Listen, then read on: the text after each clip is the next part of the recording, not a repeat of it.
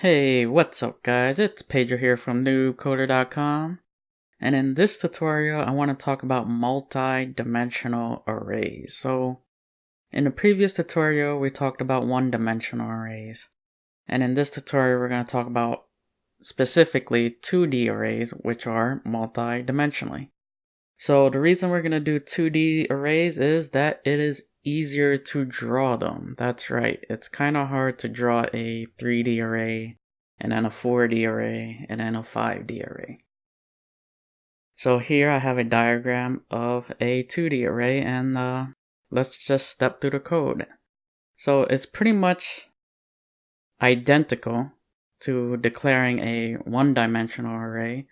We just add an extra bracket here. So we have the type, our brackets, then we have the name of the variable, new int, and then the size of the row, and then the size of the column.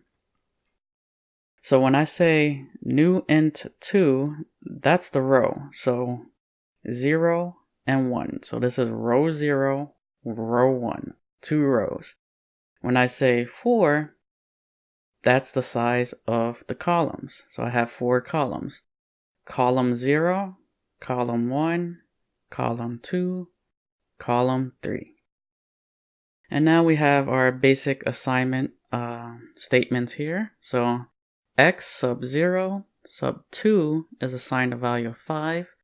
So how to read this, you go row by column. So I go to row 0 here, row 0, column 2, go here, and then I want to assign that the value of 5. So here.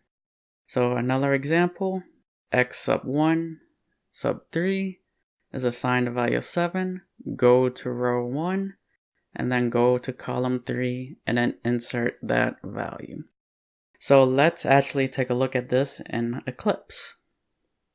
Okay, so these 3 lines of code is pretty much from the diagram. So we declare our type. Now this type could be something else other than int, okay? So remember, Java is a statically typed language.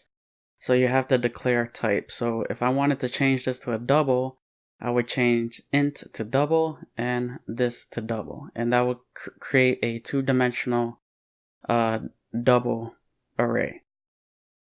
So you declare the type, the 2 braces, the name of the variable, assignment, new int, the row size, and then the column size. And then here we explain that row 0, column 2 is assigned value of 5. Row 1, column 3 is assigned a value of 7, and we can print this out to the console. So there is a shortcut method, just like there's a shortcut method for the one-dimensional array. And let me just get rid of all this. And you would use the braces like you did in the one-dimensional array, except you would have braces within each other. So this braces, anything between these braces is a row. So I'm going to say 1, 2, 3, and now I just created one row in our 2-dimensional array. So this is one row, this is column 0, column 1, column 2. So if I want to add another row, I can say 4, 5, 6. And if I want to add another row, I can say 7, 8, 9. So right now, this is a 3 by 3. So I have 3 rows, and I have 3 columns in each row. So let's test to see whether or not we fully understand what's happening. So let's say I want to print out 8. So what row and column would I have to access to print out 8? So let's see. This is row 0, row 1, row 2, row 2. And now this is column 0, column 1, column 2. So I need column 1. Control S to save, and let's run this. And you see we get the value of 8. So this is just an example of accessing. You should practice along this. So remember, each of these brackets is a row, and each of these numbers represent a column. So column 0, 1, 2. So what happens if I want to print out this two-dimensional array? Well, like a one-dimensional array, we are going to have to use a loop. In fact, we're going to have to use two loops. So this is a nested loop. X.length, I++, and then the outer loop represents the row, and the inner loop represents the column. So j is less than x sub I dot length j++ brackets, and now we're going to print out what's happening inside our two-dimensional array. So x sub I sub j plus a space, and I really don't want a print line because I want to print by row. So this is printing by row, and now here I want to add a print line, and that's to give me that end line that I need to represent a new row when this loop executes again.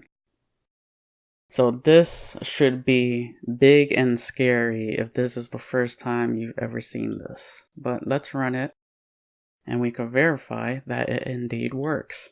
So what the hell is happening? Where did I get this condition? Where did I get this condition?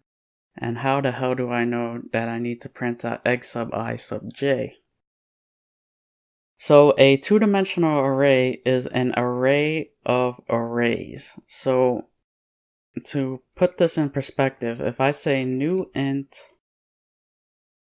3 by 3, I am creating 3 arrays, and then I'm having a reference to those 3 arrays, and then this part here, I'm accessing the columns of those arrays.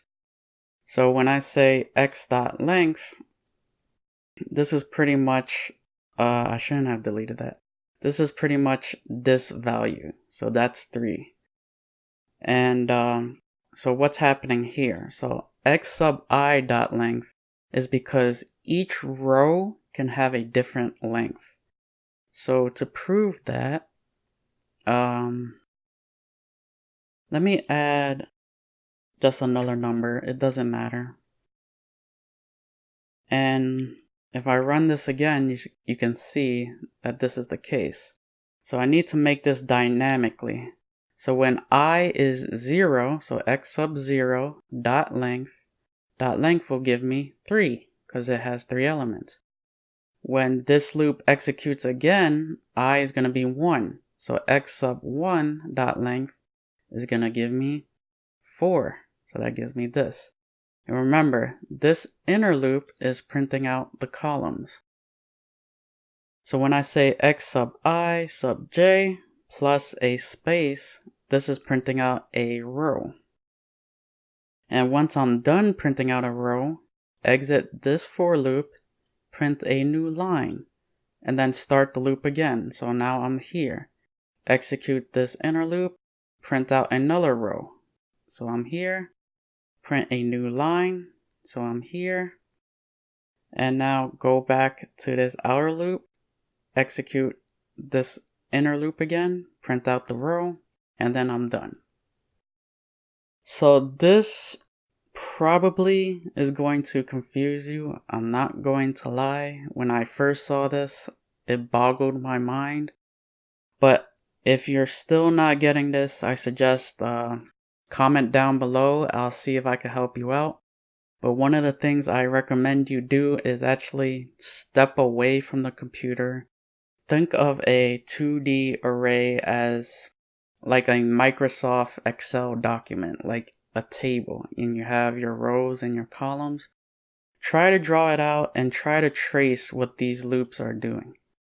So that pretty much wraps up this tutorial. So I hope you learned something, and I hope to see you in the next tutorial.